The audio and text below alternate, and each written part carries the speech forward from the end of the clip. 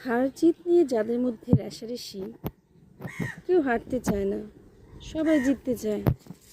কী করে জিতবে সেটা কিন্তু, সেই পথটা কিন্তু ম্যাক্সিমাম ম্যাক্সিমাম লোকই জানে। আপনি হেরে গেছেন? না, আপনিই জিতে গেছেন। একটু খেয়াল করে শুনুন, শুনে দেখুন তো আপনি কোনটাতে,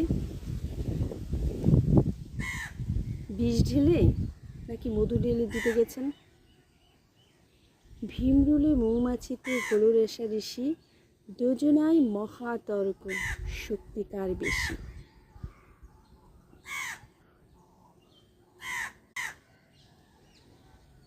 ভীমরুল কহে আছে সশস্ত্র প্রমাণ, তোমার দংশন নহে আমার সমান। মধুকর নিরুত্তর, ছলো ছলো আখি, বনদেবী কহে তার কানে কানে ডাকি। কেন বাছা নতশির, এ কথা নিশ্চিত, বিষে তুমি হার মানো, মধুতে যে জিত। মধু ঢেলে জিততে চান না? মধু ঢেলেই জিতুন। আর আমার এই কবিতা আবৃত্তির সাথে কর্কশ কাকের ডাক শুনেছেন না?